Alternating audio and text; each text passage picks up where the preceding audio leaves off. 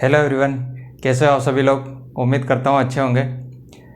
मैं शिवराज ऐसा nursing classes में आप सभी का स्वागत करता हूँ। आज एक और नया सिस्टम लेकर आए हैं। जिस सिस्टम के बारे में आज डिस्कशन करने वाले हैं वो सिस्टम है कार्डियोवास्कुलर सिस्टम। कार्डियोवास्कुलर सिस्टम के बारे में देखेंगे कि कार्डियोवास्कुलर सिस्टम क्या होता है, इसके अंदर इस सिस्टम के अंतर्गत अपन कौन कौन से ऑर्गन्स जो होते हैं उसके बारे में डिस्कशन करते हैं। तो कार्डियोवास्कुलर सिस्टम की बात करें तो कार्डियोवास्कुलर सिस्टम जो होता है, नाम से ही पता चल रहे हैं कार्डियो और वास्कुलर, यानी कि दो पार्ट्स में इसको डिवाइड किया है। एक तरीके से दो पार्ट की स्टडी करते हैं, यानी कि दो पार्ट आते हैं इसके अंदर। कार्डियो मतलब हार्ट, कार्डियक जो पार्ट होता है वो रिलेटेड होता है हार्ट से।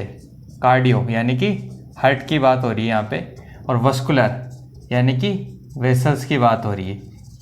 ठीक है, वास्कुलर यानी कि वेसल जिसमें ब्लड सर्कुलेट होता है। तो कार्डियोवास्कुलर सिस्टम जो होता है दो पार्ट से मिलकर बना है, जिसके अंदर हार्ट की स्टडी करते हैं और ब्लड वेसल्स की स्टडी की जाती है, जिसके अंदर ब्लड सर्कुलेट होता है। तो इन दोनों चीज़ों के बारे में अपन कार्डियोवास्कुलर सिस्टम के अंतर्गत देखते हैं। तो कार्डियोवास्कुलर सिस्टम की बात करें तो कार्डियोवास्कुलर सिस्टम दो सिस्टम, एक तरीके से कार्डियोवास्कुलर सिस्टम जो होता है एक ट्रांसपोर्टेशन सिस्टम होता है। ट्रांसपोर्टेशन सिस्टम का मतलब है कि ट्रांसपोर्ट करना, यानी कि एक जगह से दूसरी जगह चीज़ों को पहुंचाना, तो वही होता है ट्रांसपोर्ट। तो ह्यूमन बॉडी के अंदर ट्रांसपोर्टेशन सिस्टम जो होता है वो कार्डियोवास्कुलर सिस्टम ही।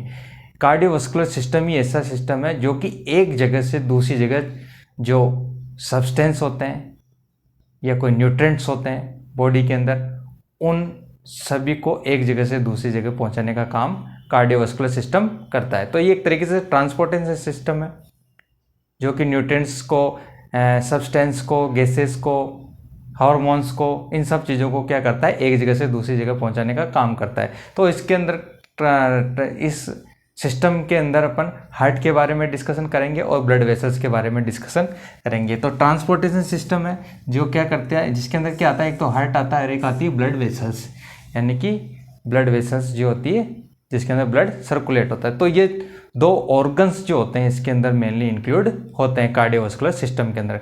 तो फर्स्ट जो होते हैं अपन इसके अंदर हार्ट देखते हैं। पहले हार्ट के बारे में डिस्कशन करते हैं कि हार्ट क्या होता है। हार्ट एक तरीके से, नाम आपने सबने सुना हुआ है कि हार्ट जो होता है बॉडी के अंदर धड़कता है। ठीक है, तो हार्ट क्या होता है, धड़कने का काम करता है। एक तरीके से आपने धड़कन सुनी होगी, नॉर्मली जो सुनते हो आप, उसकी धड़कन इतनी तेज हो रही है।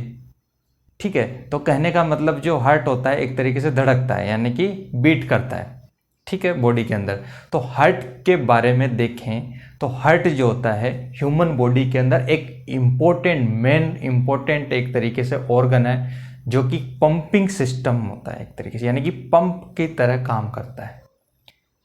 यानी कि किसी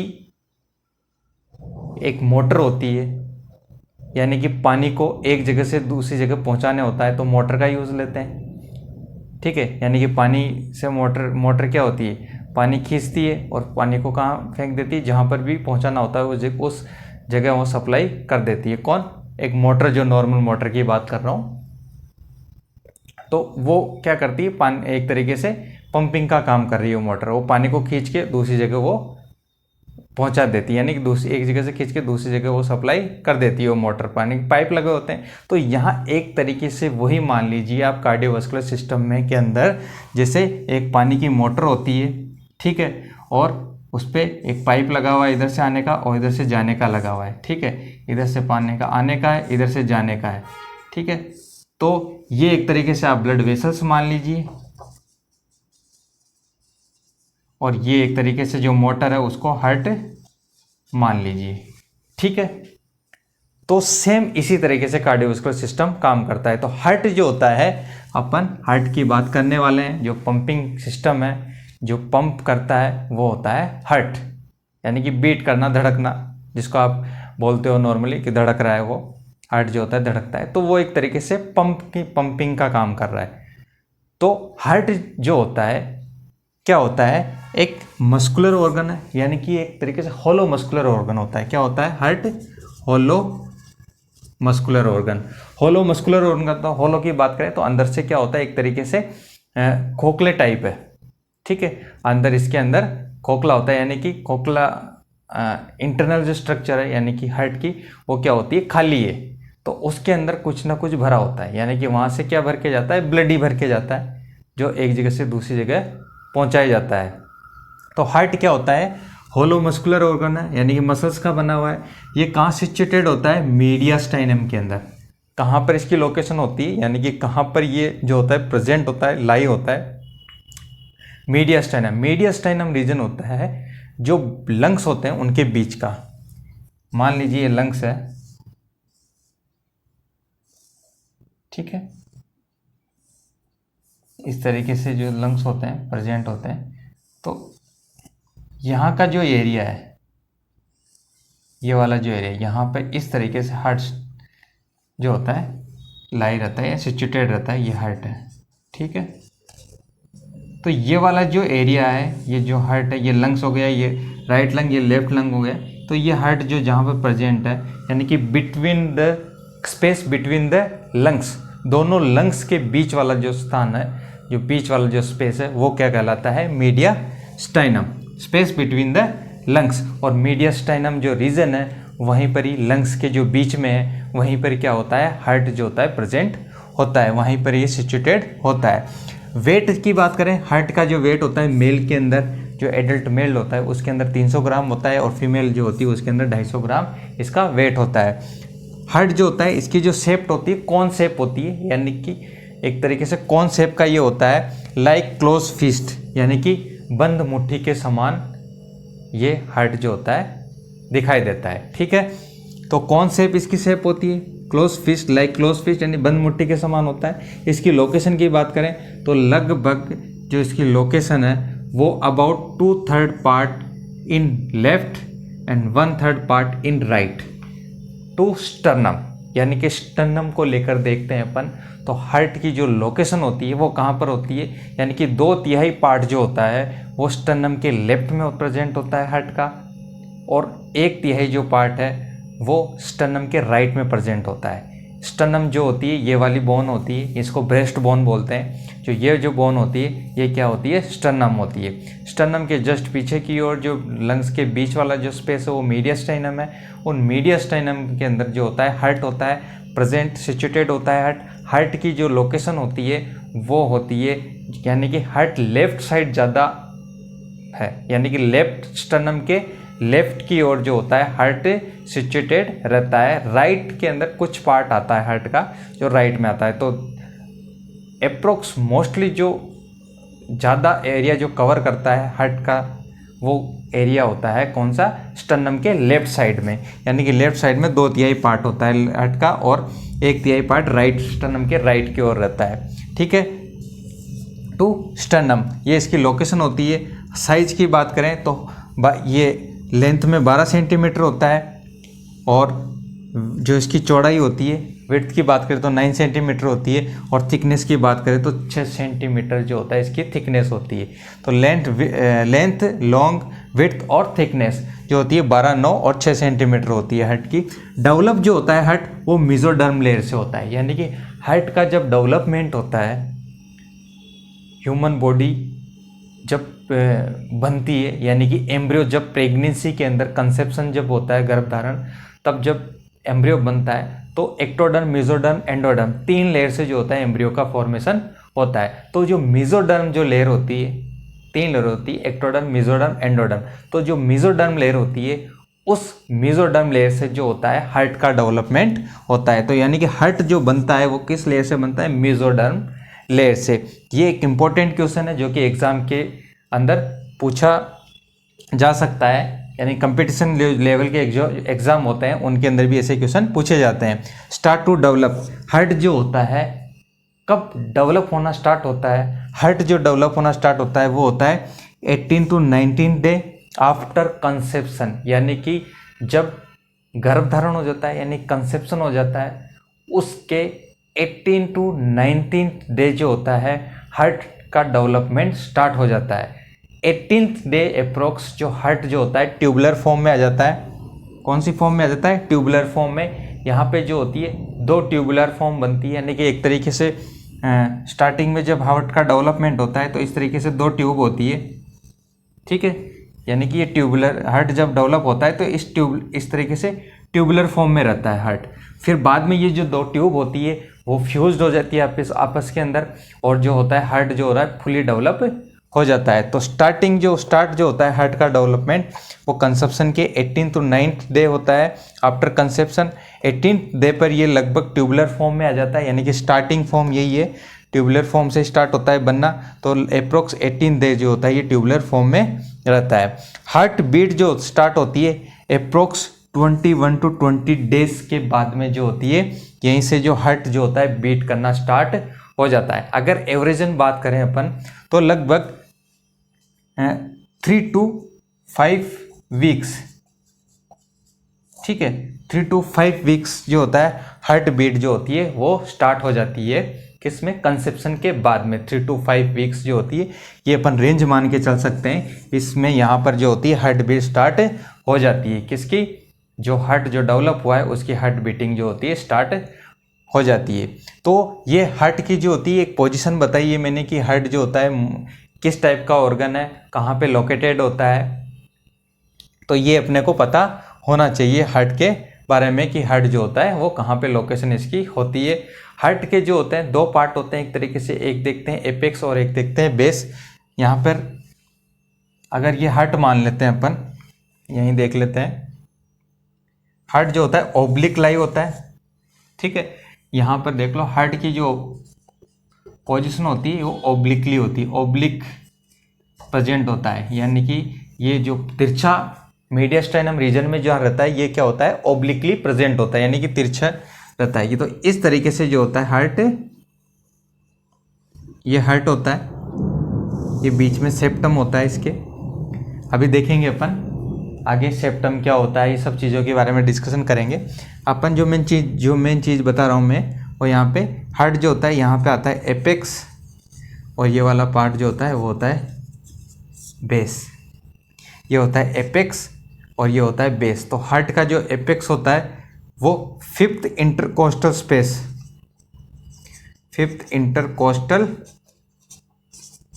स्पेस, यानी कि यहाँ पर जो होता है इसका एपेक्स आता है। किसका? हार्ट का फिफ्थ इंटरकोस्टल स्पेस। इंटरकोस्टल जो स्पेस होते हैं जो बिटवीन द रिब्स, यानी कि 12 रिब्स होती है उनके बीच में जो होता है जो स्पेस होता है बिटवीन 2 रिब्स, वो क्या कहलाता है? वो जो स्पेस कहलाएगा वो क्या कहलाएगा? Intercostal space. तो एपेक्स जो होता है फिफ्थ इंटरकोस्टल स्पेस पे होता है, और लगभग जो बेस होता है सेकेंड रिब्स के वहाँ पर होता है। जो एपेक्स जो बेस होता है हार्ट का वो कहाँ पे आएगा? सेकेंड रिब्स के वहाँ पर आता है। तो ये जो कहने का मतलब है सेकेंड रिब्स से फिफ्थ इंटरकोस्टल स्पेस तक जो होता है हार्ट जो होता है प्रेजेंट होता है, यानी कि ऊपर सेकेंड रिब्स आएगी और नीचे जो एपेक्स जो होगा वो कहाँ तक होगा? फिफ्थ इंटरकोस्टल स्पेस तक लाई होता है, ठीक है। तो ये हार्ट की जो होती है लोकेशन होती है और वो कहाँ से कौन से स्पेस तक जो होता है वो प्रेजेंट रहता है। तो ये ऑल ओवर अपन ने ये देखा, ये यहाँ इसका आप डायग्राम बना लीजिए। फिर अपन नेक्स्ट देखते हैं, ये लंग्स है यहाँ पे मैंने बताया जो ये लंग्स, ठीक है। इन लंग्स के बीच में ये वाला जो स्पेस है वो मीडियास्टाइनम है, और इसी स्पेस के अंदर मीडियास्टाइनम, और इसी स्पेस के अंदर ये क्या है? हार्ट तिरछा प्रेजेंट होता है जिस तरीके से मैंने यहाँ बताया, ठीक है। इसके अंदर आगे देखते हैं अपन, पहले इसका स्क्रीनशॉट ले लीजिए फिर नेक्स्ट देखते हैं।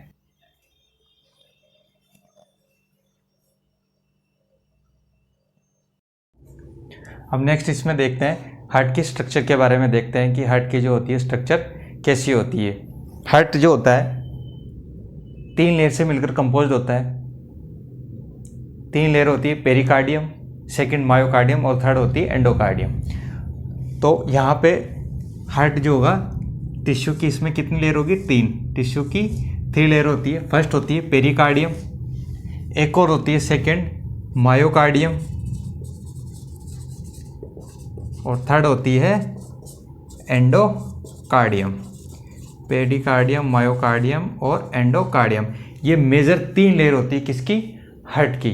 हार्ट जो होता है टिश्यू की इन 3 लेयर से मिलकर कंपोज होता है। तो जो पेरिकार्डियम लेयर है, मायोकार्डियम और एंडोकार्डियम, फर्स्ट पेरिकार्डियम लेयर के बारे में देखते हैं। जो पेरिकार्डियम जो लेयर होती है, वो जो लेयर होती है आउटर मोस्ट लेयर होती है, यानी कि सबसे हार्ट की जो सबसे जो बाहर की जो लेयर होती है वो लेयर होती है टिश्यू की पेरिकार्डियम, यानी कि पेरिकार्डियम लेयर होती है, आउटर मोस्ट लेयर होती है। ये टू सेक्स यानी कि इसके अंदर भी दो लेयर प्रेजेंट होती है।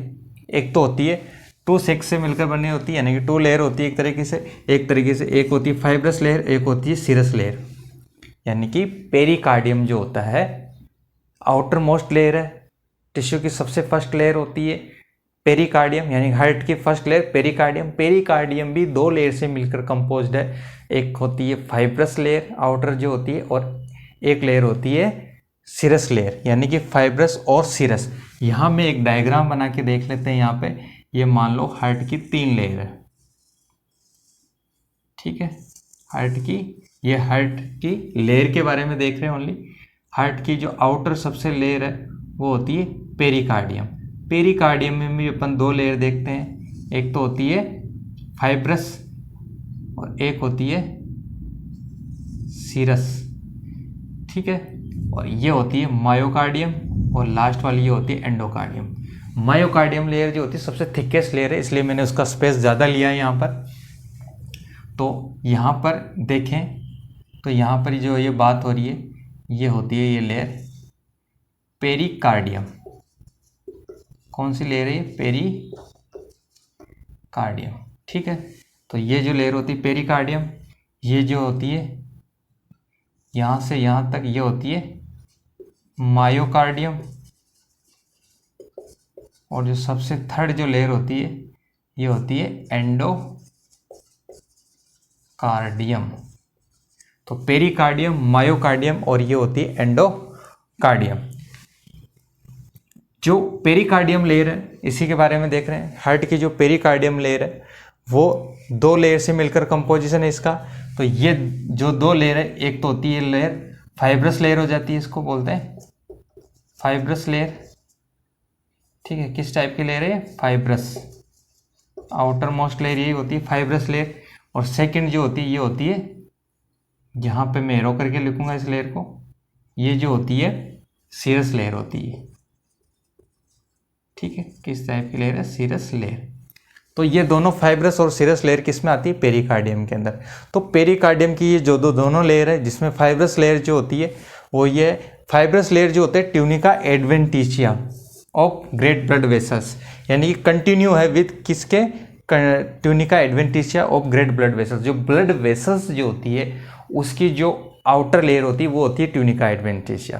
ट्यूनिका एडवेंटिशिया, ट्यूनिका मीडिया और ट्यूनिका इंटीमा, यानी कि जो ब्लड वेसल्स में बताऊंगा उसके अंदर अपन ये तीनों लेयर पढ़ेंगे। तो एडवेंटिशिया जो लेयर होती है एडवेंटिशिया, यानी कि ये जो ब्लड वेसल्स होती है जिसमें ब्लड सर्कुलेट होता है उसकी आउटर लेयर है। तो ये इसके कंटिन्यूएशन में रहती है कि इसके जो आउटर लेयर जो होती है ब्लड वेसल्स की, वही लेयर जो होती है फाइब्रस लेयर है, यानी कि फाइब्रस लेयर के अंदर भी यही जो होती है ट्यूनिका एडवेंटिशिया लेयर ही प्रेजेंट होती है, ठीक है। तो फाइब्रस लेयर ये इसके कंटिन्यूशन में made by elastic connective tissue, यानी कि यहाँ पे किस टाइप के कनेक्टिव टिश्यू प्रेजेंट है इस लेयर के अंदर? फाइब्रस लेयर के अंदर in elastic connective tissue present होते हैं इस लेयर के अंदर, ठीक है। Protect heart from more stretching, यानी कि जो ये लेयर होती है फाइब्रस लेयर जो कि इन इलास्टिक कनेक्टिव टिश्यू से कंपोज्ड होती है, ये क्या करती है? ओवर डिस्टेंशन, यानी कि ज़्यादा स्ट्रेचिंग। हार्ट जो होता है जैसे उसके अंदर अगर कुछ चीज़ जैसे ब्लड भरता है तो स्ट्रेच होता है ना, तो स्ट्रेचिंग जिस चीज़ को बोलते हैं, यानी कि जो फैलाव, यानी कि किसी जैसे बेलून मान लो, बेलून के अंदर अगर हवा भरते हैं तो क्या होता है? स्ट्रेच होता जाता है, फूलता जाता है, ठीक है। तो ओवर स्ट्रेचिंग यानी कि ज़्यादा स्ट्रेचिंग को क्या करता है? इन इलास्टिक कनेक्टिव टिश्यू या जो फाइब्रस लेयर होती है ये रोकती है, यानी कि ज़्यादा इन जो इलास्टिसिटी है या ज़्यादा ओवर स्ट्रेचिंग होती है हार्ट की उसको प्रोटेक्ट करती है, यानी उससे रोकती है। तो protect heart from more stretching, ज़्यादा हार्ट को स्ट्रेच होने से ये रोकता है। ज़्यादा स्ट्रेच होगा, जैसे बेलून के अंदर अगर हवा भरे जाओगे, ज़्यादा स्ट्रेच होता जाएगा तो क्या होगा? बेलून फट सकता है। ठीक उसी तरीके से जो मोर स्ट्रेचिंग होती है, हार्ट की ज़्यादा स्ट्रेचिंग नहीं हो, उसको रोकने के लिए ये फाइब्रस लेयर रेस्पॉन्सिबल होती है। तो ये इनइलास्टिक कनेक्टिव टिश्यू से बनी होती है। तो मोस्ट स्ट्रेचिंग को रोकती है कौन? Fibrous layer. तो ये आउटर मोस्ट लेयर होती है हार्ट की, कौन सी? पेरिकार्डियम लेयर होती है, उसमें कौन सी? फाइब्रस लेयर होती है। सेकेंड लेयर जो आती है वो आती है सीरस लेयर, जो कि ये होती है। सीरस लेयर भी जो होती है इसके अंदर भी दो लेयर और प्रेजेंट होती है, एक तो आउटर होती है, एक इनर होती है, यानी कि यहाँ पर भी दो लेयर होती है। ये इसको मैं दो डिवीजन में और कर देता हूँ, ठीक है। यानी कि इस पार्ट को किया है मैंने ओनली, जो कि सीरस लेयर है, ठीक है। इसको दो पार्ट में कर दिया, ये आउटर और ये इनर। तो आउटर पेरिकार्डियल बोलते हैं इसको बोलते हैं इनर पेरिकार्डियल। तो made by double layer of serous membrane, यानी कि जो ये सीरस मेम्ब्रेन है ये डबल लेयर होती है। इसमें आउटर लेयर होती है, ये वाली आउटर लेयर, ठीक है। तो ये वाली जो आउटर लेयर होती है ये कौन सी होती है? ये होती है पेराइटल पेरिकार्डियम। तो पेराइटल पेरिकार्डियम यही है, मैं यहाँ बना देता हूँ। ये जो लेयर है ये कौन सी है? पेराइटल पेरिकार्डियम, पेरिकार्डियम, ठीक है।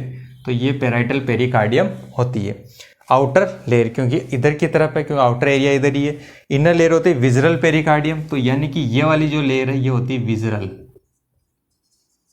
आंतरंगी, यानी कि अंदर वाली विजरल लेयर। तो विजरल लेयर पेरिकार्डियम, इसको एपिकार्डियम भी बोलते हैं इसी लेयर को, ठीक है।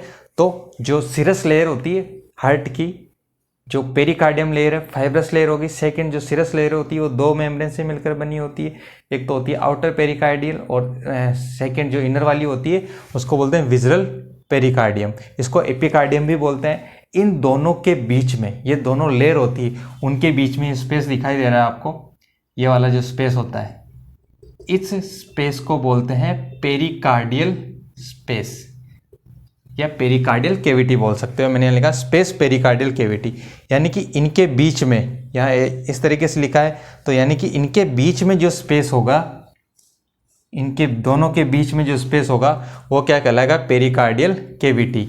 यानी कि वो स्पेस कौन सा है? ये वाला। तो इसको बोलते हैं पेरिकार्डियल कैविटी। तो पेरिकार्डियल कैविटी कौन सा हो गया? ये हो गया, ठीक है।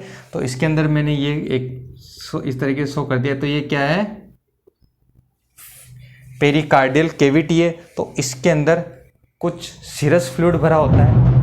इसके अंदर क्या होता है? सीरस फ्लूइड जो होता है वो भरा हुआ रहता है, किसमें? इस पेरिकार्डियल कैविटी के अंदर। तो इसको बोलते हैं पेरिकार्डियल फ्लूइड, ठीक है। तो यहाँ पर जो होगा ये फ्लूइड भरा होगा पेरिकार्डियल कैविटी के अंदर, पेरिकार्डियल फ्लूइड भरा होता है। तो स्पेस जो होता है पेरिकार्डियल कैविटी के अंदर वो उसमें सीरस फ्लूइड फिल्ड विद, जो ये कैविटी होती है वो किससे भरी होती है? फिल्ड विद सीरस फ्लूइड, ठीक है। ये सीरस फ्लूइड से जो होती है भरी हुई रहती है, इसको पेरिकार्डियल फ्लूइड भी बोल सकते हो आप। क्या बोल सकते हो? पेरिकार्डियल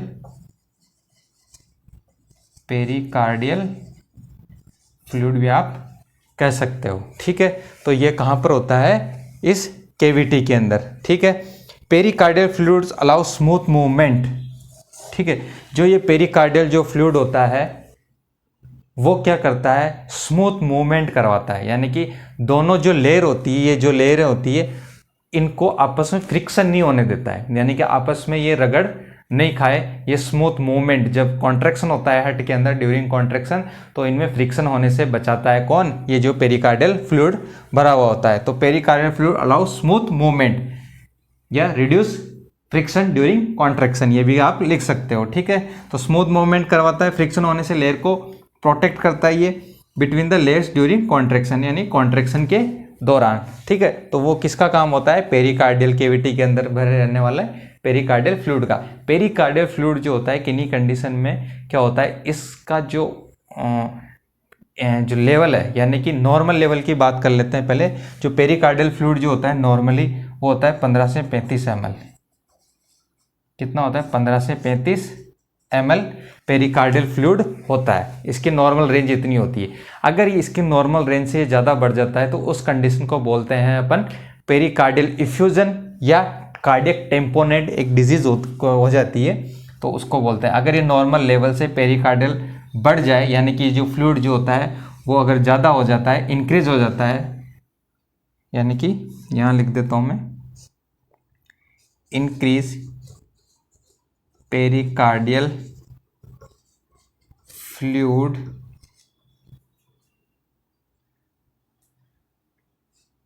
उस कंडीशन को बोलेंगे पेरिकार्डियल इफ्यूजन या फिर कार्डियक टेम्पोनेट, कार्डियक टेम्पोनेट। ठीक है, कब? जब ये इंक्रीज हो जाएगा पेरिकार्डियल फ्लूइड इसके नॉर्मल लेवल से। नॉर्मल लेवल होता है 15 से 35 ml। ठीक है, तो ये 3 लेयर होती है। तो अपन ने फर्स्ट लेयर देखी है, हार्ट की जो फर्स्ट लेयर होती है, टिश्यू की फर्स्ट लेयर पेरिकार्डियम, सीधा सा है। हार्ट की 3 लेयर होती है, पेरिकार्डियम, मायोकार्डियम, एंडोकार्डियम। जो फर्स्ट पेरिकार्डियम जो लेयर होती है वो आउटर मोस्ट लेयर होती है हार्ट की। ये जो होती है इसके अंदर जो पेरिकार्डियम होती है, इसको 2 भाग में डिवाइड किया गया, डायग्राम याद में ले लो, यानी कि इसको 2 भाग में डिवाइड किया गया है पेरिकार्डियम लेयर को, फाइब्रस लेयर और सीरस लेयर। जो फाइब्रस लेयर जो होती है टिश्यू की, fibrous layer outer most layer होती है हार्ट की। ये जो होती है इन इलास्टिक टिश्यू, यहाँ पर in elastic tissue connective tissue होते हैं। एडवेंटिशिया जो लेयर होती है ब्लड वेसल्स की, वो उसके कंटिन्यूशन में रहती है, यानी ये एडवेंटिशिया के अंदर जो टिश्यू होते हैं वो यहाँ पर भी प्रेजेंट होते हैं। ठीक है, तो इन इलास्टिक कनेक्टिव टिश्यू है फाइब्रस लेयर। ये लेयर क्या करती है? हार्ट को मोर स्ट्रेचिंग होने से रोकती है और डिस्टेंशन होने से हार्ट को रोकता है। कौन सी? फाइब्रस। जो फाइब्रस लेयर होती है, सेकेंड जो सीरस लेयर होती है, वो 2 सीरस लेयर में फिर 2 होती है, एक तो होती है आउटर और इनर। जो आउटर होती है पेराइटल पेरिकार्डियम होती है। पेराइटल मतलब बाहरी जो होता है उसी को बोलते हैं पेराइटल। ठीक है, और विजरल, विजरल मतलब अंदरांगी, यानी कि अंदर की ओर जो प्रेजेंट होती है। ठीक है, तो विजरल जो होती है लेयर वो होती है इंटरनल। ये दोनों जो लेयर होती है इनके बीच में भी स्पेस होता है, वो स्पेस होता है पेरिकार्डियल केविटी या पेरिकार्डियल स्पेस बोल सकते हो। इस स्पेस के अंदर सीरस फ्लूइड भरा होता है, उसको बोलते हैं पेरिकार्डियल फ्लूइड। ये सीरस फ्लूइड होता है जो सीरस मेम्ब्रेन से रिलीज होता है। इस पेरिकार्डियल फ्लूइड होता है, ये 15 से 35 ml नॉर्मल होता है। इसका जो नॉर्मल वैल्यू होती है 15 से 35 ml होती है। अगर इसकी नॉर्मल रेंज से ज़्यादा होता है पेरिकार्डियल फ्लूइड, तो उस कंडीशन को पेरिकार्डियल इफ्यूजन बोलते हैं। और पेरिकार्डियल इफ्यूजन या कार्डियक टेम्पोनेट किसको बोलते हैं? जब पेरिकार्डियल फ्लूइड जब नॉर्मल से ज़्यादा इंक्रीज हो जाए उस कंडीशन को। तो जब ज़्यादा बढ़ जाता है तो इसमें इस फ्लूइड को रिमूव किया जाता है। एक्सेस जो फ्लूइड होता है पेरिकार्डियल फ्लूइड, उसको रिमूव किया जाता है, उसको बोलते हैं एक्सेस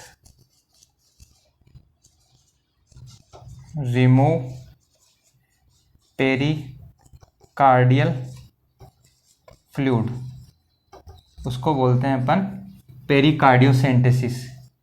पेरिकार्डियोसेंटेसिस,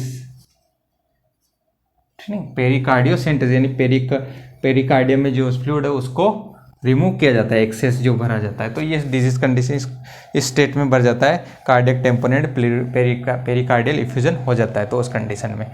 तो ये जो होता है इसकी फर्स्ट लेयर होती है हार्ट की टिश्यू की फर्स्ट लेयर। इसका स्क्रीनशॉट ले लीजिए। फिर नेक्स्ट देखते हैं अपन, सेकेंड जो लेयर आएगी मायोकार्डियम।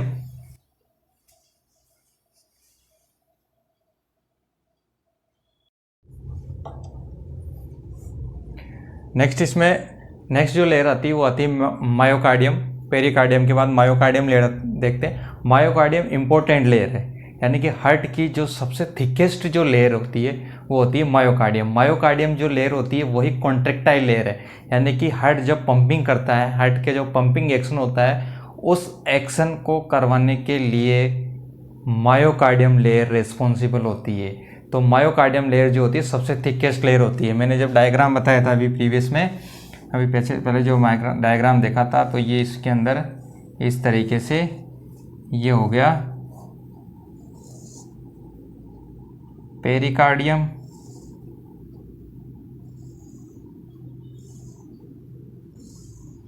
ठीक है, ये तो हो जाती है पेरिकार्डियम, ये हो जाता है मायोकार्डियम, मायोकार्डियम, और लास्ट की जो ये बचता है ये होती है एंडोकार्डियम। तो सबसे थिकेस्ट लेयर डायग्राम से पता चल रहा है आपको, तो सबसे जो थिकेस्ट लेयर होती है ये वाली, ये जो लेयर होती है ये होती है मायोकार्डियम लेयर। तो मायोकार्डियम जो लेयर होती है मिडल लेयर होती है। 95% जो टोटल हार्ट वॉल, जो हार्ट की जो वॉल बनी हुई होती है वो 95% मायोकार्डियम लेयर से बनी होती है। यहाँ पर जो होता है रेस्पॉन्सिबल होती है पंपिंग एक्शन के लिए। हार्ट जो होता है, मैंने बताया कि हार्ट क्या काम करता है, एक तरीके से मोटर की तरफ काम करता है। जो पानी की मोटर होती है सेम उसी तरीके से इसका फंक्शन होता है, यानी कि एक तरीके से ये पानी को क्या करता है, पंप करता है। यानी कि यहाँ जो पानी की मोटर होती है पानी को पंप करती है, और यहाँ पर क्या होता है, ब्लड को पंपिंग किया जाता है। बॉडी के अंदर ब्लड को पंप किया जाता है, वो किसके द्वारा, यानी कि हार्ट क्या हो रहा है, एक तरीके से मोटर ही है ह्यूमन बॉडी के अंदर जो कि ब्लड को पंप करता है। तो पंपिंग एक्शन के लिए कौन सी लेयर जरूरी है, मायोकार्डियम लेयर। तो जाहिर सी बात है आपने ये नाम सुने होंगे, किसी को हार्ट अटैक आ गया, ठीक है, पेशेंट को हार्ट अटैक आ गया, एकदम से पेशेंट जो होता है गिर जाता है, पेशेंट की डेथ हो जाती है। तो हार्ट अटैक क्या है, एक तरीके से हार्ट अटैक मतलब हार्ट की जो एक्टिविटी होती है वो एकदम से रुक जाती है। वो क्यों रुक जाती है, हार्ट अटैक के अंदर जो मायोकार्डियम जो लेयर होती है, वही जो मायोकार्डियम जो लेयर है उसी का जो एक्शन होता है वो एक तरीके से रुक जाता है। यानी कि मायोकार्डियम लेयर क्या होता है, कॉन्ट्रेक्टाइल लेयर है, एक तरीके से हार्ट को पंप, यानी कि हार्ट को कॉन्ट्रैक्ट कौन करवा रही है, मायोकार्डियम लेयर करवा रही है। और मायोकार्डियम लेयर की अगर ब्लड सप्लाई कट कर दी जाए, यानी कि ये जो मायोकार्डियम लेयर है यहाँ पर जो आर्टरीज वगैरह आती है, ये अपन पढ़ेंगे अभी आगे, तो जो आर्टरीज वगैरह जो होती है वो जो इसको सप्लाई करती है ब्लड जो कोरोनरी जो आर्टरीज होती है जो सप्लाई करती है ब्लड मायोकार्डियम लेयर को, वो जो ब्लड सप्लाई के अंदर कहीं ना कहीं डिफेक्ट आ जाता है, प्रॉपर ब्लड सप्लाई इस मायोकार्डियम लेयर को नहीं मिल पाती है, जिस वजह से एमआई वगैरह हो जाता है, मायोकार्डियल इन्फार्क्शन जिसको बोलते हैं। जब डिजीज स्टेट पढ़ेंगे तो उसके अंदर आएगा मायोकार्डियल इन्फार्क्शन।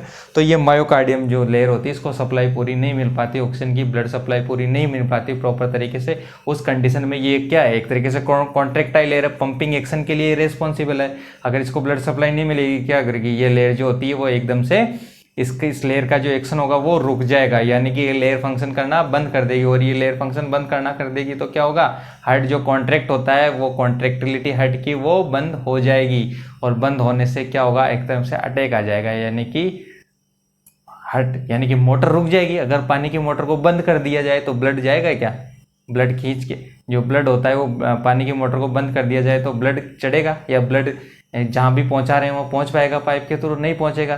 तो सेम उसी तरीके से है यहाँ पर मोटर को आप चलाते हो इलेक्ट्रिसिटी से, यहाँ पर जो हार्ट की जो मोटर है, यानी कि सॉरी बॉडी की जो मोटर है वो क्या है, हार्ट ही है, वो ब्लड सप्लाई दे रहा है पूरे ऑर्गन्स को, कौन, हार्ट। तो हार्ट की जो इलेक्ट्रिसिटी है वो एक तरीके से क्या है, कॉन्ट्रैक्टाइल लेयर जो हार्ट की मेन लेयर है वो है मायोकार्डियम लेयर, और उसको जो इलेक्ट्रिक सप्लाई मिलती है वो कुछ और भी लेयर होते हैं, इसमें कुछ सिस्टम भी होता है, कंडक्टिंग सिस्टम वगैरह, वो सब मिलकर करता है इसके अंदर काम। कुछ मसल्स होती है, स्पेशल मसल्स, वो सब मिलकर जो कॉन्ट्रैक्टाइल लेयर जो होती है मायोकार्डियम लेयर, उसी को वो मसल्स जो होती है वो इम्पल्स जनरेट करती है, जिसकी वजह से जो होती है ये मसल्स जो होती है कॉन्ट्रैक्शन में रहती है।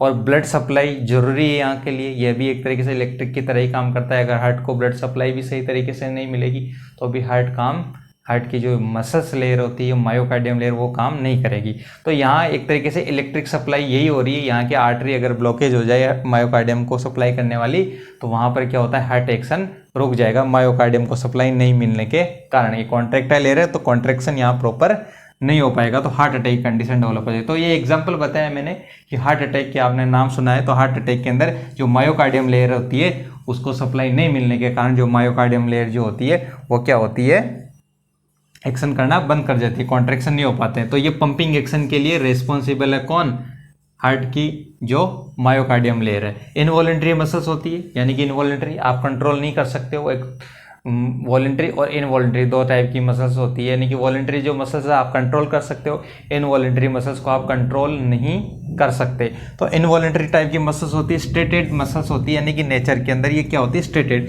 यहाँ के जो मसल्स फाइबर्स होते हैं यानी कि धारीदार होते हैं एक तरीके से, इस तरीके की धारियाँ जब देखते हो आप इस मसल्स को, हार्ट की जो मसल्स को, तो इस टाइप की धारियाँ जो होती है वो दिखाई देती है। ठीक है, तो स्ट्रेटेड होती है इन नेचर के अंदर। ये है कहाँ की मसल्स, मायोकार्डियम की मसल्स। ठीक है, थिकनेस जो होती है मायोकार्डियम की, चारों जो चैम्बर होते हैं वहाँ डिफरेंट होती है। यानी कि मायोकार्डियम जो लेयर होती है, हार्ट के अंदर 4 चैम्बर होते हैं। ये नेक्स्ट जो टॉपिक होगा वो पढ़ेंगे अपन। इसके अंदर ये मान लो ये हार्ट है, इसमें 4 चैम्बर है। राइट एट्रियम, 4 चैम्बर होते हैं राइट एट्रियम। जब इंटीरियर ऑफ हार्ट पढ़ाऊंगा मैं, जब इंटीरियर ऑफ हार्ट पढ़ाऊंगा तब अपन ये हार्ट के चैम्बर्स पढ़ेंगे। अभी अपन ओनली हार्ट की लोकेशन क्या है, हार्ट कहाँ पर होता है, हार्ट के अंदर कौन कौन सी लेयर होती है, इतना ही पढ़ रहे हैं अपन। इसके अंदर इंटीरियर भी आएगा, हार्ट के अंदर क्या होता है, पर अपन अभी ऊपर से चल रहे हैं। अपन लोकेशन देखिए, अपन ने हार्ट कहाँ पर सिचुएटेड होता है, कितना वेट होता है, ये बेसिक चीज़ें देखिए। उसके बाद हार्ट जो होता है बना किससे होता है वो चीज़ अपन देख रहे हैं, तो ना फिर हार्ट का जब इंटीरियर देखेंगे तब आएगी। तो हार्ट की जो लेयर होती है मायोकार्डियम, ये चारों चैम्बर के अंदर अलग अलग होती है। Right atrium, left atrium, right ventricle, left ventricle. तो चारों चैम्बर के अंदर इसकी जो थिकनेस होती है वो अलग अलग होती है, इसकी मोटाई जो होती है अलग अलग होती है। तो जो राइट एट्रियम और लेफ्ट एट्रियम है, इसके अंदर 2 से 3 mm इसकी थिकनेस होती है, किसकी, मायोकार्डियम लेयर की। ठीक है, और लगभग 4 से 6 mm थिकनेस जो होती है, ठीक है, वो किसमें होती है, राइट वेंट्रिकल में। और सबसे ज़्यादा थिकनेस जो मोटी होती है वो कहाँ पर होती है, इस जगह, यानी कि लेफ्ट वेंट्रिकल में, वो होती है 10 से 15 mm। यानी कि सबसे ज़्यादा मोटाई जो होती है, यानी कि सबसे ज़्यादा थिक जो होती है मायोकार्डियम लेयर, वो कौन से एरिया में होती है, जो लेफ्ट वेंट्रिकल वाला है। क्योंकि यही सबसे, यहीं से जो होता है मेन पंप किया जाता है पूरी बॉडी को। यानी कि लेफ्ट वेंट्रिकल ही क्या करता है, बॉडी को पंप करता है, यानी कि ब्लड पंप करता है। यहाँ से ही क्या होता है, सर्कुलेशन, सिस्टेमिक सर्कुलेशन जो होता है, वहाँ पर ब्लड पहुँचाया जाता है। तो यहाँ पर ज़्यादा लोड होता है, तो यहाँ पर जो होती है कॉन्ट्री, जो मायोकार्डियम लेयर होती है उसकी थिकनेस ज़्यादा होती है। तो ये जो होती है चारों थिकनेस चैम्बर में क्या होती है, मायोकार्डियम की थिकनेस जो होती है अलग अलग होती है। तो 2 से 3 mm थिकनेस जो होती है वो राइट एट्रियम होती है, राइट और लेफ्ट एट्रियम। राइट वेंट्रिकल में 4 से 6 mm थिकनेस होती है मायोकार्डियम की, और लेफ्ट वेंट्रिकल में 10 से 15 mm थिकनेस होती है मायोकार्डियम लेयर की। ठीक है, तो मायोकार्डियम लेयर जो होती है एक तरीके से इंपॉर्टेंट लेयर होती है, और ये मेन याद रखना कि कॉन्ट्रेक्टाइल लेयर है, यानी कि मेन कॉन्ट्रेक्टाइल लेयर यही होती है। जब अपन कंडक्टिंग सिस्टम भी पढ़ेंगे, कंडक्टिंग सिस्टम किस तरीके से इसमें कंडक्शन होता है, तो उसके अंदर मायोकार्डियम लेयर के अंदर ही जो होते हैं मसल्स फाइबर्स आते हैं, यहीं से इम्पल्स जनरेट होते हैं। वो कहाँ पर होते हैं, कि वो जो लेयर होती है मसल्स की जहाँ पर इम्पल्स जनरेट होते हैं वो मायोकार्डियम लेयर के अंदर ही होते हैं। तो ये मायोकार्डियम लेयर होती है। सेकंड, थर्ड आती है एंडोकार्डियम लेयर। एंडोकार्डियम लेयर जो होती है इनर मोस्ट लेयर होती है। एंडोकार्डियम सबसे इंटरनल जो होता है हार्ट के अंदर, वो मायोकार्डियम के बाद में एंडोकार्डियम लेयर आती है जो सबसे इनर मोस्ट लेयर है।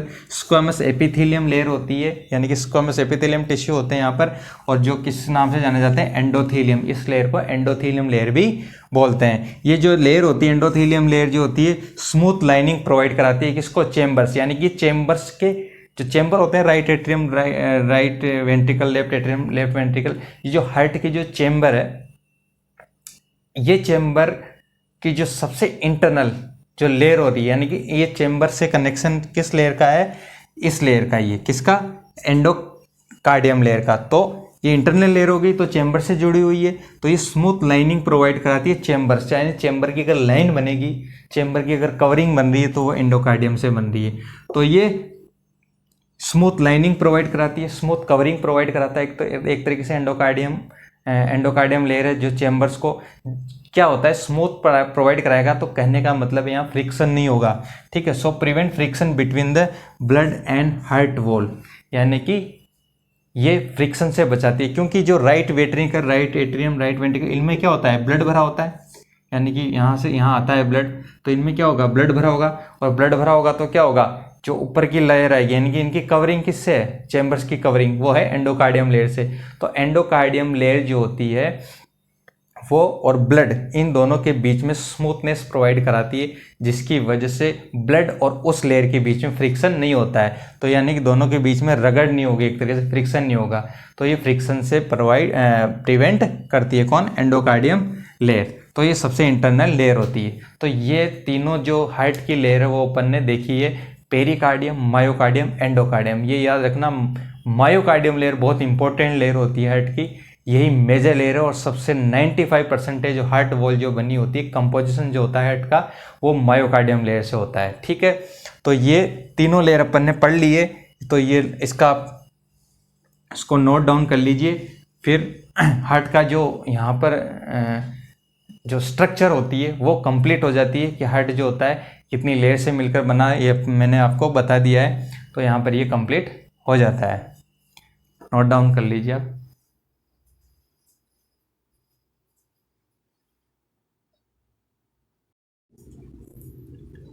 नेक्स्ट देखते हैं अपन इंटीरियर ऑफ द हार्ट। मैंने यहाँ पर हार्ट का एक डायग्राम बनाया है।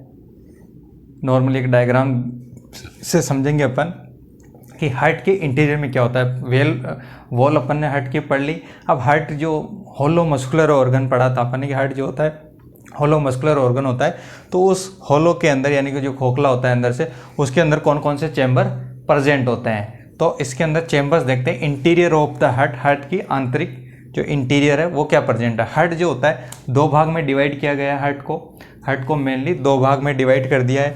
ये बीच में होता है सेप्टम। क्या होता है ये? सेप्टम। सेप्टम के थ्रू हार्ट को दो भाग में डिवाइड किया गया है। राइट हार्ट यानी कि राइट साइड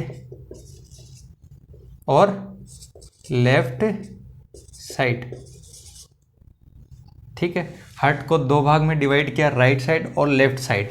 किसके थ्रू डिवाइड हुआ ये? सेप्टम के थ्रू, यानी कि बीच में क्या है इनके? सेप्टम। ठीक है, बीच में क्या आता है हार्ट के? सेप्टम। ठीक है, सेप्टम है। सेप्टम के थ्रू राइट साइड और लेफ्ट साइड दो भाग में डिवाइड है हार्ट, दो भाग में डिवीजन है इसका। राइट साइड जो होता है फिर दो चेंबर में डिवाइड है। राइट साइड क्या है? दो चेंबर में डिवाइड है, राइट एट्रियम और राइट वेंट्रिकल। क्या है? राइट एट्रियम और राइट वेंट्रिकल। ठीक है, राइट एट्रियम और राइट वेंट्रिकल। ठीक है, ये राइट साइड के दो चेंबर हो गए। फिर लेफ्ट साइड को दो चेंबर में डिवाइड कर दिया। फिर अगेन राइट साइड को भी दो चेंबर में डिवाइड कर दिया। दो चेंबर कौन कौन से हैं? एक तो होता है लेफ्ट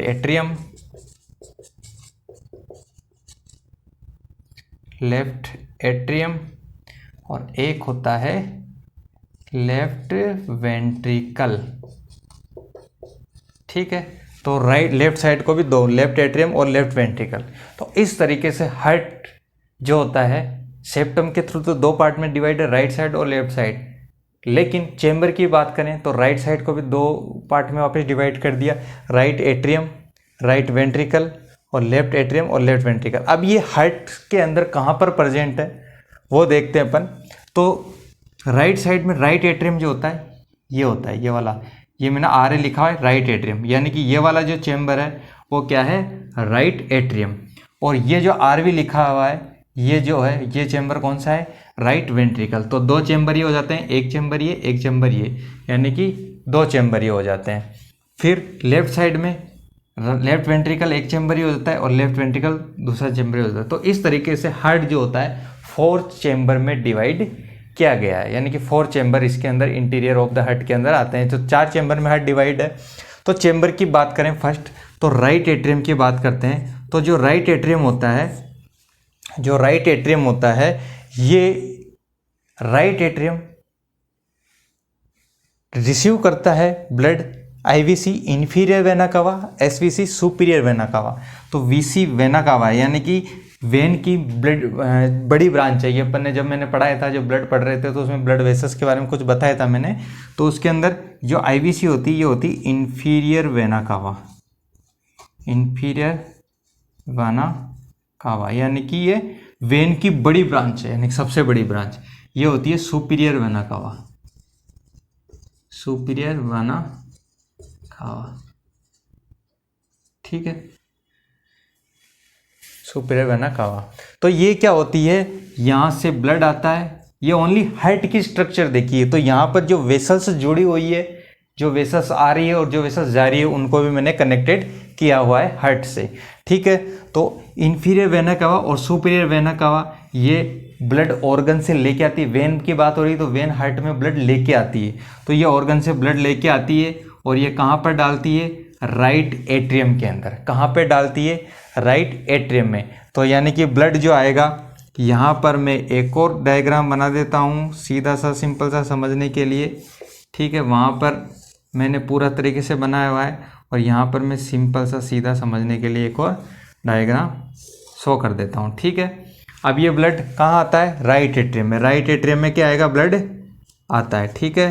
कहाँ से, सुपीरियर वेना कावा से, इंफीरियर वेना कावा से, और खुद हार्ट का जो ब्लड होता है, कोरोनरी साइनस होते हैं, साइनसेस होते हैं। साइनस मतलब कुछ होल्स टाइप होते हैं जो वो राइट एट्रियम के अंदर ही खुलते हैं, है ना, ठीक है। वो ब्लड जो होता है वो जो हार्ट को सप्लाई, हार्ट की जो लेयर होता है सप्लाई होता है उनको, तो वहाँ की जो वेन्स होती है वो ब्लड को साइनस में डालती है, कोरोनरी साइनस, और वो ब्लड कहाँ आता है, राइट एट्रियम में। तो राइट एट्रियम कहाँ से ब्लड, ये जो राइट एट्रियम जो चेम्बर है हार्ट का, वो कहाँ से ब्लड रिसीव करता है, सुपीरियर वेना कावा से। कहाँ से रिसीव करता है ये blood, right atrium receive blood from superior vena cava, inferior vena cava और कोरोनरी साइनस।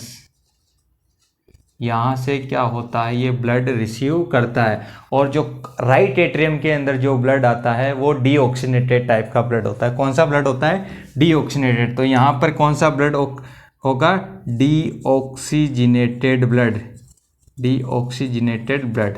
तो रिसीव कौन सा ब्लड करेगी, receive deoxygenated blood from superior vena cava, inferior vena cava और कोरोनरी साइनस। तो राइट एट्रियम में यहाँ से डीऑक्सीनेटेड ब्लड रिसीव होगा। जहाँ पर भी वेन की बात होती है तो वेन के अंदर डीऑक्सीनेटेड ब्लड सर्कुलेट होता है, और वेन जो होती है टिश्यू से या किसी भी ऑर्गन से हार्ट तक ब्लड लेकर आती है। इतना सा याद रखिएगा, ये चीज़ याद रहेगी तो आपको जैसे ही पढ़ोगे आपको पता चल जाएगा कि वेन की बात हो रही है तो वहाँ पर डीऑक्सीनेटेड ब्लड की बात हो रही है। तो डीऑक्सीनेटेड जो ब्लड होता है यहाँ से राइट एट्रियम में पहुँचता है इन एरिया से, ठीक है। राइट एट्रियम कनेक्टेड होता है राइट वेंट्रिकल से, राइट वेंट्रिकल से कनेक्ट होता है, राइट एट्रियम राइट वेंट्रिकल से कनेक्ट होता है। इन दोनों के बीच में वाल होता है, ट्राइकस्पिड वाल बोलते हैं। यानी कि ये दोनों जो चेम्बर होते हैं ये कनेक्टेड होते हैं किसके थ्रू, ट्राइकस्पिड वाल के थ्रू। तो यहाँ पर ये वाल जो दिख रहा है इस तरह की स्ट्रक्चर मैंने बताई है, तो यहाँ पर इन दोनों के बीच में ये दोनों राइट एट्रियम और राइट वेंट्रिकल की बात आ जाती है। तो राइट एट्रियम और राइट वेंट्रिकल दोनों अलग अलग चेम्बर बन रहे हैं, तो इन चेम्बर के बीच में कौन सा वाल आता है, ट्राइकस्पिड वाल, या इसको राइट एट्रियोवेंट्रिकुलर वाल भी बोल सकते हो। ट्राइकस्पिड वाल वहाँ लिख दिया, ट्राइकस्पिड भी बोल सकते हो आप, या राइट, क्योंकि राइट साइड है एट्रियम और इसके बीच में, तो राइट एट्रियम वेंट्रिकल के बीच में ना, तो राइट एट्रियो वेंट्रिकुलर वाल्व भी बोल सकते हैं, वाल्व, ठीक है। तो इस वाल्व से क्या होते हैं, ये दोनों सेपरेट रहते हैं। तो ब्लड कहाँ से आएगा, राइट एट्रियम से राइट वेंट्रिकल, यहाँ ब्लड आया, ठीक है। इस मैं ब्लू इंक से बना रहा हूँ, इसका मतलब ये डीऑक्सीनेटेड ब्लड है, ठीक है, डीऑक्सीनेटेड ब्लड, ठीक है। तो राइट वेंट्रिकुलर में आ जाता है। कौन सा वाल्व आता है बीच में, दोनों चेम्बर को अलग जो करता है वो कौन सा वाल्व है, ट्राइकस्पिड वाल्व। दोनों चेम्बर एक दूसरे से जुड़े होते हैं, कौन सा वाल्व होता है, ट्राइकस्पिड वाल्व या राइट एट्रियोवेंट्रिकुलर वाल्व, ठीक है। तो ब्लड यहाँ से इसमें आएगा, ठीक है, इन वाल्व के थ्रू। फिर जो ब्लड होता है वो इस राइट वेंट्रिकल से कहाँ पे जाएगा, घूमता हुआ राइट कहाँ पे, कौन सा वाल्व है, पल्मोनरी वाल्व के थ्रू। यहाँ पल्मोनरी वाल्व होता है, पल्मोनरी वाल्व के थ्रू कहाँ चला जाएगा, यहाँ से होता हुआ, ठीक है। ये मैंने बना रखी स्ट्रक्चर, यहाँ से होता हुआ कहाँ जाएगा, पल्मोनरी ट्रंक या पल्मोनरी आर्टरी बोलते हैं इसको, है ना। तो बड़ा है तो ट्रंक बोलते हैं इसको, और ये दो पल्मोनरी आर्टरी निकल जाती है, तो ये पल्मोनरी ट्रंक होता है, इसमें जाएगा ब्लड और ये पल्मोनरी आर्टरी के अंदर चला जाएगा, ठीक है। तो बॉडी के अंदर पल्मोनरी आर्टरी की बात हो रही है। आर्टरी क्या करती है, हार्ट से टिश्यू तक ब्लड को पहुंचाने का काम करती है। तो पल्मोनरी आर्टरी, जो पल्मोनरी शब्द है लंग से रिलेटेड है, तो पल्मोनरी जो आर्टरी होती है हार्ट से यानी कि राइट वेंट्रिकल से पल्मोनरी आर्टरी में जाएगा, पल्मोनरी ट्रंक में जाएगा, और पल्मोनरी ट्रंक से पल्मोनरी आर्टरी में जाएगा, और पल्मोनरी आर्टरी से ये लंग्स में चला जाएगा। तो इसमें जो ब्लड जा रहा है इस पल्मोनरी आर्टरी में, वो कौन सा ब्लड है? डीऑक्सीजनेटेड ब्लड है। एक एक्सेप्शन है, पूरी बॉडी के अंदर आर्टरी के अंदर ऑक्सीजनेटेड ब्लड सर्कुलेट होता है, लेकिन पल्मोनरी आर्टरी ऐसी आर्टरी है बॉडी के अंदर जिसके अंदर डीऑक्सीजनेटेड ब्लड सर्कुलेट होता है। ये याद रखना, आर्टरी के अंदर हमेशा ऑक्सीजनेटेड ब्लड सर्कुलेट होता है, लेकिन पल्मोनरी आर्टरी के अंदर डीऑक्सीजनेटेड ब्लड होता है जो कि लंग्स तक पहुंचाया जाता है हार्ट से ऑक्सीजनेशन के लिए। ये आर्टरी क्या होगी? ब्लड को ऑक्सीजनेशन के लिए वहाँ लंग्स तक पहुँचाएगी। ठीक है, तो यहाँ पर यहाँ से यहाँ पहुँच जाता है। तो ये ब्लड राइट वेंट्रिकल से जो होता है ना, यहाँ से ये घूमता है, यहाँ घूमता है, यहाँ पर ये ब्रांच निकलती है। ठीक है, कौन सी? Pulmonary artery. तो यहाँ से पल्मोनरी आर्टरी में ये जाएगा। ठीक है, इसको मैं नीचे बना देता हूँ, यहाँ पर थोड़ा सा नीचे बन जाएगा तो आपको सही समझ में आ जाएगा।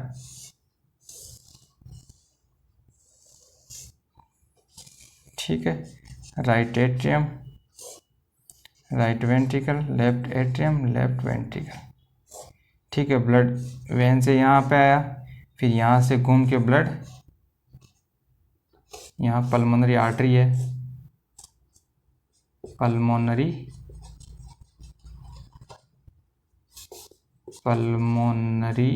आर्टरी। ठीक है, और यहाँ से कहाँ चला गया? लंग्स की ओर। ठीक है, तो यहाँ से यूँ घूम जाता है ब्लड, है ना। ठीक है, यूँ चला जाता है पल्मोनरी आर्टरी में। तो यहाँ पे डीऑक्सीजनेटेड ब्लड रहता है, पल्मोनरी आर्टरी के अंदर डीऑक्सीजनेटेड ब्लड सर्कुलेट होता है। उसके बाद में यहाँ पे वहाँ चला जाता है। अब देखिए यहाँ से यहाँ तक अपन ने दो चेम्बर देख लिए, right atrium, right ventricular, right ventricles. एक जब अपन फीटल सर्कुलेशन की बात करते हैं तो फीटल सर्कुलेशन में क्या होता है? राइट एट्रियम से लेफ्ट एट्रियम, फीटल सर्कुलेशन में फोरामेन ओवल एक ओपनिंग होती है। कौन सी ओपनिंग? Foramen ovale. इन दोनों के राइट एट्रियम से यानी कि राइट एट्रियम से राइट वेंट्रिकल के अंदर फीटल सर्कुलेशन की बात है। जब बच्चा प्रेगनेंसी में रहता है तो उस दौरान जो होता है फोरामेन ओवल एक ओपनिंग होती है। कौन सी? Foramen Oval. ठीक है, ये ओपनिंग होती है कहाँ से? राइट एट्रियम से ब्लड किस में चला जाता है? डायरेक्ट लेफ्ट एट्रियम में। उस कंडीशन को बोलते हैं फोरामेन ओवल। ये फीटल सर्कुलेशन में रहता है। ठीक है, लेकिन जैसे ही बच्चे की डिलीवरी होती है, बच्चे का जन्म होता है, ये ओपनिंग क्लोज हो जाती है सून आफ्टर डिलीवरी। तो जैसे बर्थ होता है ये जो ओपनिंग होती है क्लोज हो जाती है फोरामेन ओवल, और यहाँ पे एक रेमनेंट बच जाता है यानी कि अवशेष बच जाता है जहाँ पर ये ओपनिंग रहती है, हो जाती है क्लोज जन्म के बाद में, लेकिन वहाँ पे एक डिप्रेस टाइप से स्ट्रक्चर रहती है, उसको बोलते हैं फोसा ओवेलिस। क्या बोलते हैं? Fossa ovalis. तो ये कहाँ रहती है? राइट एट्रियम और लेफ्ट एट्रियम का जो सेप्टम होता है ना, right atrium left atrium septum, उसके बीच में। तो ये होता है फोसा ओवेलिस। तो fossa ovalis remnant of foramen Oval. तो फोरामेन ओवल कहाँ के बीच की ओपनिंग होती है? फीटल सर्कुलेशन में होती है। जन्म के बाद ये ओपनिंग बंद हो जाती है। तो जन्म के बाद में डिप्रेसिव पॉइंट रहता है यहाँ पर सेप्टम के अंदर, इंटर एट्रियल सेप्टम के अंदर, तो उसको बोलते हैं फोसा ओवेलिस। ठीक है, तो ये फोसा ओवेलिस में चेंज हो जाती है, ये फोरामेन ओवल की ओपनिंग। ठीक है, तो ये इन दोनों के बीच में रहती है, यहाँ से यहाँ। ठीक है, लेकिन बाद में चेंज होती है, तो आफ्टर बर्थ ये फोसा ओवेलिस हो जाता है। ठीक है, यहाँ से ओपनिंग नहीं होती, ब्लड यहाँ चला जाता है। उसके बाद में यहाँ पर भी एक ओपनिंग होती है, यानी कि ये जो पल्मोनरी आर्टरी, यहाँ से ब्लड आता है पल्मोनरी आर्टरी में जाता है, और पल्मोनरी आर्टरी या आर्च ऑफ एओर्टा मैंने बनाया है, तो इनके बीच भी एक ओपनिंग होती है फीटल सर्कुलेशन में। उसको बोलते हैं डक्टस आर्टेरियोसस। क्या बोलते हैं? Ductus arteriosus. क्या बोलते हैं? Ductus arteriosus. डक्टस आर्टेरियोसस जो होता है किनके बीच की ओपनिंग है? यानी कि यहाँ पर जो होता है पल्मोनरी आर्टरी जो होती है वो आर्च ऑफ एओर्टा से, इनके बीच में भी एक ओपनिंग होती है, पल्मोनरी आर्टरी और आर्च ऑफ एओर्टा के बीच में। ठीक है, तो इसको बोलते हैं डक्टस आर्टेरियोसस। डक्टस आर्टेरियोसस बाद में क्या होता है? ये ओपनिंग फिजियोलॉजिकली एनाटोमिकली दोनों ही जन्म के बाद में बंद हो जाती है, बच्चे का जैसे जन्म होता है। इसको बोलते हैं ligamentum arteriosum. Ligamentum arteriosum, ligamentum arteriosum या लिगामेंटम आर्टीरियोसस। ठीक है, तो ये fossa ovalis remnant of foramen ovale, ligamentum arteriosus remnant of ductus arteriosus, यानी कि ये इसका अवशेष है और ये इसका अवशेष है, यानी कि पहले ये रहती है बच्चे के जन्म से पहले, फिर बाद में ये चेंज हो जाती है। ठीक है, ये ओपनिंग बंद होती है। तो मैंने बता दिया कहाँ पर ये किन किन के बीच में इनका कनेक्शन होता है। ठीक है, तो ये राइट एट्रियम राइट वेंट्रिकल से ब्लड कहाँ चला जाएगा, पल्मोनरी आर्टरी में चला जाएगा और पल्मोनरी आर्टरी से फिर ऑक्सीजनेशन के लिए चला जाएगा। फिर उसके बाद में वापस ऑक्सीजनेशन होने के बाद में लेफ्ट एट्रियम के चेम्बर, अब राइट लेफ्ट साइड देखते हैं, लेफ्ट साइड में जो लेफ्ट एट्रियम जो चेम्बर आता है, यहाँ से पल्मोनरी वेंस के थ्रू, किसमें पल्मोनरी वेंस होती है 4, जो कि लेफ्ट एट्रियम में ओपन होती है, यानी कि लेफ्ट एट्रियम में पल्मोनरी वेंस के थ्रू ब्लड आएगा। कहाँ से, पल्मोनरी वेंस। ठीक है, पल्मोनरी वेंस से लेफ्ट एट्रियम में ब्लड होता है। पल्मोनरी वेंस ऐसी वेंस होती है बॉडी के अंदर जिसके अंदर ऑक्सीजनेटेड ब्लड सर्कुलेट होता है, क्योंकि ये ऑक्सीजनेटेड ब्लड जो होता है कहाँ से आता है, लंग्स टिश्यू से हार्ट तक आता है, और टिश्यू से हार्ट तक पहुंचाने का काम कौन करती है, वेन करती है। लेकिन इसी वेन के अंदर जो होता है ऑक्सीजनेटेड ब्लड होगा, और कोई सी भी बॉडी की जो वेन है उनमें ऑक्सीजनेटेड ब्लड नहीं होता है, बस इसी में ऑक्सीजनेटेड ब्लड होता है। ये भी याद रखिएगा, ये क्वेश्चन भी एग्जाम के अंदर पूछ लिया जाता है। ठीक है, तो लेफ्ट एट्रियम के अंदर पल्मोनरी वेन से 4 पल्मोनरी, 2 राइट से 2 लेफ्ट से लेफ्ट एट्रियम में ब्लड डालेगी, और लेफ्ट एट्रियम में जैसे ही ब्लड आएगा तो वो कहाँ पे जाएगा, फिर वहाँ से लेफ्ट एट्रियम से ब्लड कहाँ पहुँच जाता है, लेफ्ट एट्रियम में आ जाएगा, लेफ्ट एट्रियम से कहाँ जाएगा, लेफ्ट वेंट्रिकल के अंदर। ठीक है, और लेफ्ट एट्रियम और लेफ्ट वेंट्रिकल के बीच में भी एक ओपनिंग होती है, उसको बोलते हैं मिट्रल वॉल्व या right atrioventricular, sorry left atrioventricular valve. Right side है तो राइट आएगा, लेफ्ट एट्रियोवेंट्रिकुलर वॉल्व, तो इसको ट्राइकस्पिड वॉल्व भी बोलते हैं, राइट एट्रियोवेंट्रिकुलर वॉल्व भी बोलते हैं राइट साइड, इसको मिट्रल वॉल्व या लेफ्ट एट्रियोवेंट्रिकुलर वॉल्व भी बोलते हैं। तो ये दोनों चैम्बर इन वॉल्व के थ्रू सेपरेट होते हैं, तो इन दोनों के बीच में आएगा, इन दोनों के बीच में लेफ्ट एट्रियोवेंट्रिकुलर वॉल्व या मिट्रल वॉल्व। ठीक है, तो यहाँ से ब्लड यहाँ पे आएगा, कौन सा, ऑक्सीजनेटेड ब्लड। इधर राइट साइड में डीऑक्सीजनेटेड ब्लड था, इधर ऑक्सीजनेटेड ब्लड आएगा, है ना। फिर यहाँ से ब्लड जो होगा यहाँ मूव करेगा, और यहाँ से फिर arch of aorta, arch of aorta के थ्रू कहाँ चला जाएगा, यानी कि एओर्टिक वाल से होता हुआ, यहाँ से होता हुआ, एओर्टिक वाल से होता हुआ, इस एओर्टिक वाल से होता हुआ यहाँ से आएगा। ब्लैक कर रहा हूँ, इसका मतलब डीऑक्सीजनेटेड ब्लड है ना, यहाँ से होता हुआ ये इन एओर्टिक वाल से होता आर्च ऑफ एओर्टा में चला जाएगा। और एओर्टा जो होती है सबसे बड़ी ब्रांच होती है आर्टरी की, और यहाँ से फिर आर्टरी में बटेगी। ठीक है, ये नीचे बनाया एओर्टा, फिर ये डिसेंडिंग एओर्टा, फिर यहाँ से सिस्टेमिक सर्कुलेशन में यानी कि टिश्यू तक पहुँचा दिया जाएगा। तो एओर्टा जो होती है हार्ट से ब्लड को लेकर जाएगी। ठीक है, तो यहाँ से ये ब्लड होता हुआ कहाँ चला जाता है, सिस्टेमिक सर्कुलेशन के अंदर पहुँचा दिया जाता है। ठीक है, तो ये 4 चैम्बर होते हैं, right atrium, right ventricle, left atrium और लेफ्ट वेंट्रिकल। ठीक है, इनके अंदर मैंने ये दोनों जो होते हैं, ये राइट साइड और लेफ्ट साइड सेप्टम के थ्रू अलग होते हैं। और एक चीज़ देखिए, यहाँ पे मैंने बताया पेपिलरी मसल्स विद कॉर्डिएट टेंडिनाई, यहाँ पे ये जो होता है मसल्स होता है, ये मसल्स से अटैच कुछ पेपिलरी मसल्स होती है, ये वाली, ये पेपिलरी मसल्स जो होती है ये धागे नुमा स्ट्रक्चर बताइए मैंने। ठीक है, ये स्ट्रक्चर बनाइए, ये जो स्ट्रक्चर होती है इनको बोलते हैं, ये तो होती है पेपिलरी मसल्स, और ये होती है थ्रेड लाइक स्ट्रक्चर, उसको बोलते हैं कॉर्डिएट टेंडिनी।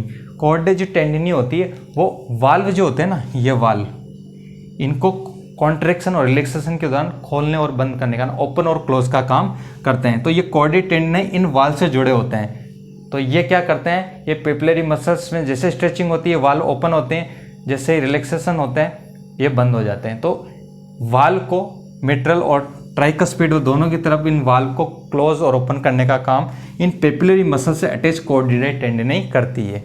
ठीक है, तो ये इसकी जो इंटीरियर स्ट्रक्चर होती है वो हो जाती है। तो 4 चैम्बर होते हैं यहाँ पर, हार्ट के अंदर 4 चैम्बर होते हैं, ट्राइकस, right atrium, right ventricle, left atrium, left ventricle. Valve जो होते हैं 2 वाल्व इसमें हो गए, ट्राइकस्पिड वाल्व या राइट एट्रियोवेंट्रिकुलर वाल्व, और मिट्रल वाल्व या लेफ्ट एट्रियोवेंट्रिकुलर वाल्व। ठीक है, फिर दो और वाल्व होते हैं, एओर्टिक वाल्व और पल्मोनरी वाल्व। ठीक है, तो 4 वाल्व होते हैं। ठीक है, इस तरीके से 2 एओर्टिक और एक पल्मोनरी वाल्व, जहाँ ब्लड जो होता है एक तो पल्मोनरी आर्टरी में जा रहा है और एओर्टिक वाल्व के थ्रू आर्च ऑफ एओर्टा में जा रहा है, और ये ट्राइकस्पिड और मिट्रल वाल्व जो राइट एट्रियोवेंट्रिकुलर वाल्व और लेफ्ट एट्रियोवेंट्रिकुलर जो चैम्बर्स हैं उनको सेपरेट कर रहे हैं और उनको कनेक्ट करने का काम कर रहे हैं, और ये बीच में होता है सेप्टम। ठीक है, तो ये हार्ट की स्ट्रक्चर हो जाती है इस तरीके से, इंटीरियर ऑफ द हार्ट होता है। और ये जो मैंने फीटल सर्कुलेशन बताया वो फोरामेन ओवल बीच की ओपनिंग है, राइट एट्रियम और लेफ्ट एट्रियम के बीच में ओपन होता है। फीटल सर्कुलेशन में जो होता है ब्लड यहाँ से राइट एट्रियम से राइट एट्रियम से लेफ्ट एट्रियम में भी चला जाता है। ठीक है, उसको बोलते हैं फोरामेन ओवल। लेकिन आफ्टर बर्थ जो होता है ये ओपनिंग क्लोज हो जाती है, किस में चेंज होती है, फोसा ओवलिस के अंदर। तो ये रेमनेंट है फोरामेन ओवल का, कौन, फोसा ओवलिस। डक्टस आर्टरीज में जो पल्मोनरी आर्टरी में जो ब्लड जाता है वो पल्मोनरी सर्कुलेशन में न जाकर क्या होता है, आर्च ऑफ एओर्टा में चला जाता है, यानी कि एओर्टिक सर्कुलेशन में चला जाता है, तो उसको बोलते हैं डक्टस आर्टेरियोसस। पल्मोनरी आर्टरी और एओर्टा के बीच में कनेक्शन होता है। फिर ये आफ्टर बर्थ जो होता है ये भी क्लोज हो जाता है, उसको बोलते हैं लिगामेंटम आर्टेरियोसस या आर्टेरियोसम, है ना। ठीक है, तो ये क्या होता है, ये फीटल सर्कुलेशन में जब फीटल के जो लंग्स होते हैं ना वो फंक्शनल नहीं होते हैं, फीटल्स के लंग्स जो होते हैं फंक्शनल नहीं होते हैं, इस वजह से जो होती है ये ओपनिंग होती है फीटल सर्कुलेशन में। आफ्टर बर्थ जैसे ही बच्चे का जन्म होता है फीटल जो होते हैं लंग्स काम करना बंद करने देते हैं, क्योंकि वो जैसे बच्चा बाहर आता है ऑक्सीजन लेने लग जाता है खुद सेल्फ। ठीक है, तो लंग्स क्या होते हैं, फंक्शनली हो जाते हैं, और ये ओपनिंग जो होती है आफ्टर बर्थ जो होती है क्लोज हो जाती है, और ये इसमें चेंज हो जाते हैं। ठीक है, हार्ट जो होता है फर्स्ट फंक्शनल ऑर्गन होता है प्रेगनेंसी के अंदर, आफ्टर कंसेप्शन। जैसे ही प्रेगनेंसी होती है, कंसेप्शन होता है, उसके बाद में जब फर्स्ट जो फंक्शन आता है वो फर्स्ट हार्ट के अंदर आता है। तो फर्स्ट फंक्शनल ऑर्गन भी कौन होता है, हार्ट होता है। ठीक है, ये भी एक इंपॉर्टेंट क्वेश्चन है जो एग्जाम में पूछ लिया जाता है, तो आप इसको नोट डाउन कर लीजिए, इसका स्क्रीनशॉट ले लीजिए। तो यहाँ पर जो होता है इंटीरियर ऑफ द हार्ट जो होता है वो कंप्लीट हो जाता है।